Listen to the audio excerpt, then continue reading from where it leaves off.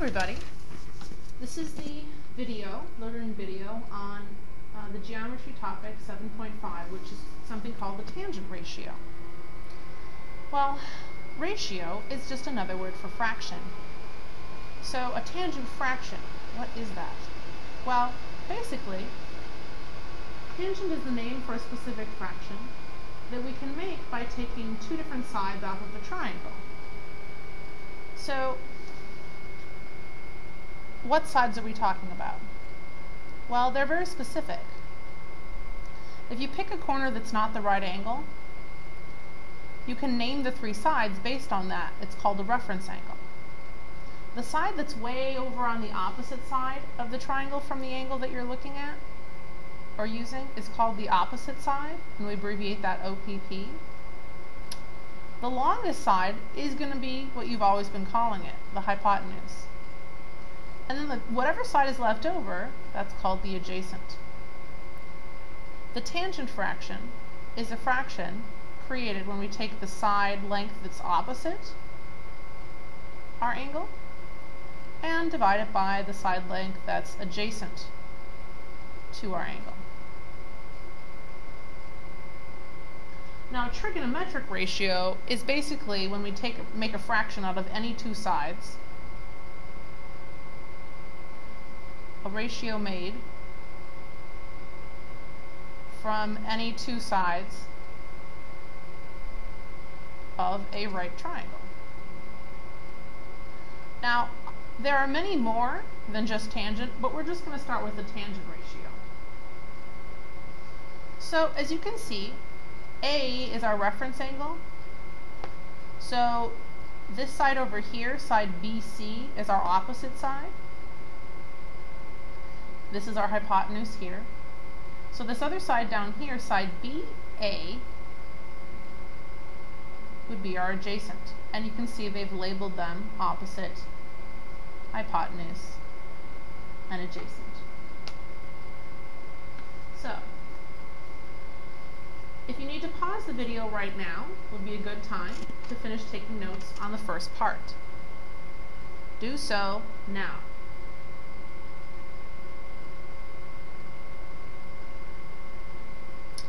Okay. Example number 1. Here they want us to find two different fractions. First they want us to find the tangent of S fraction, and next they want us to find the tangent of R fraction. What we're going to need is actually two triangles to answer this question. So here's going to be my triangle to answer tangent R. I'm going to draw that same exact triangle. Try to do my best to draw it the same size and shape over here, labeling all the parts precisely as they are in the original. I have another diagram for myself. So, finding the tangent of S. Okay, if S, this corner up here, is our reference angle, then what side would be farthest away from corner S? Well, that would be the one all the way over here, 60. That side we call our opposite side. The hypotenuse is always the longest one. That would be this one. And whatever side's left over, that side has to be our adjacent. And it's spelled ADJACENT. So, how do we use this triangle to find the tangent of S? Well, the tangent of angle S would be whatever side is opposite from that corner divided by whatever side is adjacent to that corner. So that would be 60 divided by 25. Now this fraction is good, but it's not the final answer because it can be reduced. If I divide both the top and the bottom by 5, I end up with 12/5. That's a fully reduced fraction, and so we'll take it as our final answer.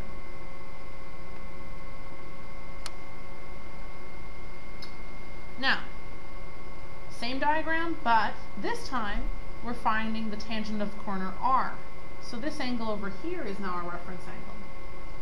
So you'll see that we name the sides differently now, because the side that's farthest away from corner R would be over here. So now The opposite side is here. The hypotenuse never changes. And then whatever side's left over, in this case our 60 side, that will be our adjacent. So finding the tangent over here, tangent of corner R, if I take the opposite side, it's 25, divided by the adjacent side, which is 60.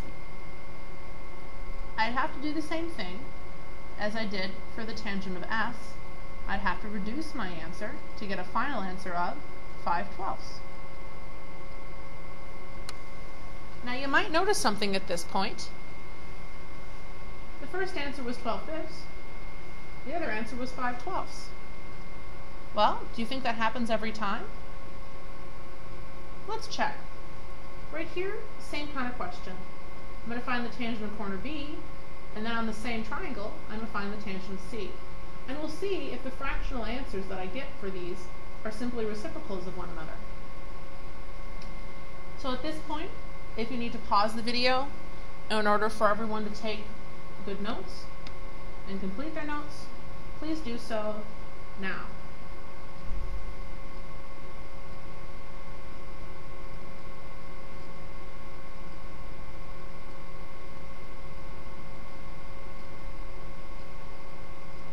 Okay. So let's see what our theory bears out. Down here, I have a triangle. First they want us to find the tangent of corner B. So if corner B is here, the side farthest away from that would be all the way up here. That would be your opposite. The longest side is going to be your hypotenuse. That never changes. And then whatever side's left over, that's going to be your adjacent. So from corner B, the opposite side will be 48, and the adjacent is 14. So if I divide each of these by 2, I can reduce to get a final answer of 24/7. So what do you think? Is the tangent of corner C going to be 7/24? Let's see. The tangent of corner C. Well, I'm going to have to rename some of these things because we have a new reference angle. So I'm just going to white out some of the notes that I took on the diagram to find the tangent of B and start fresh. I'm leaving the hypotenuse the same because that never changes its name. The hypotenuse is always the hypotenuse. Okay, so corner C. If that's my reference angle, then that would be the opposite side, way on the other side of the triangle. And this is a hypotenuse, so this side would be my new adjacent. So opposite over adjacent, defined by corner C, would be 14/48. Since both of these numbers are even numbers, I can divide by 2 to reduce, giving me 7/24.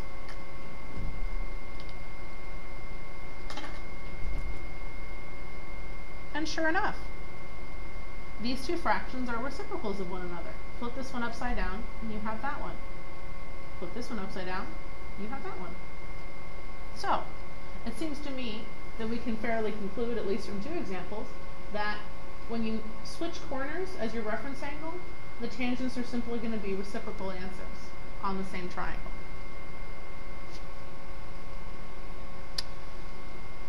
You can pause the video now to get the rest of these notes right here for checkpoint at the bottom of the page.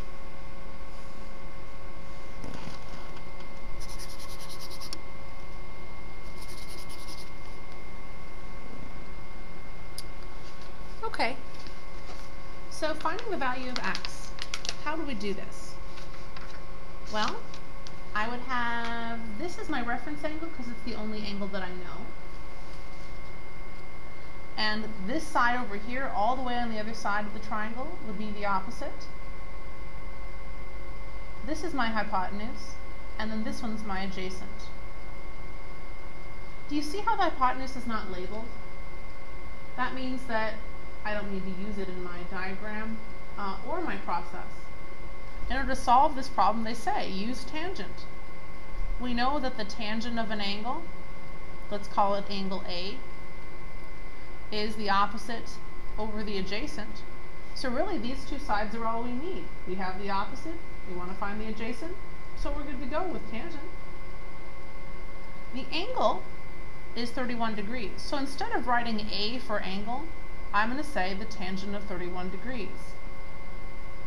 And then equals opposite, which is 17, over x, which is your adjacent. So how in the world do I solve this? Well, we're going to need to use our calculators. First of all, your calculator needs to be in degree mode. You don't need a big graphing calculator like this. One way or another, there should be a button on your calculator where you can change the mode. My calculator is in degrees because it's highlighted, so I'm good to go. But your calculator may not. It should have a little D or something to indicate that you're in degrees, or at least many of them do. Once you know you're in degrees, you're going to start looking for this button. It says tan. Push that button and then push 31. You can close parentheses or not, you'll still get the same answer. If you hit enter, you're going to get a decimal. That's about 0.6. I'm going to use 5 decimal places. So I get 0.60086.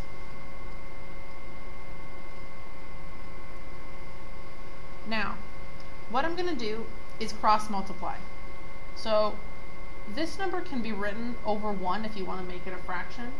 And then if I cross multiply, I get 0.60086x by multiplying those two.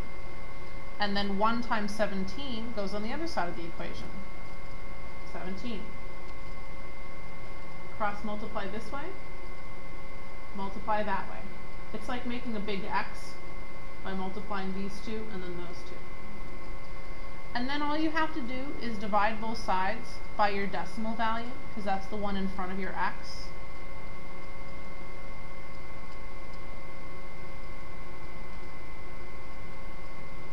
And I end up with approximately 17 divided by 0.600.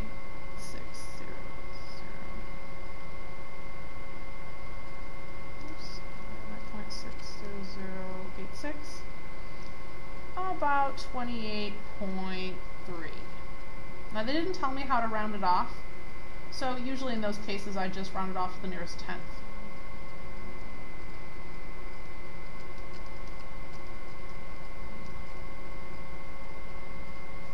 Oops, not on the screen. There we go.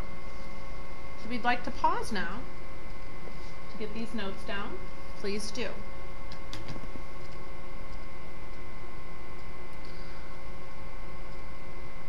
Now I'm just going to let the video run out because my timer for 14 minutes, it's how long a video I can make, is about to go.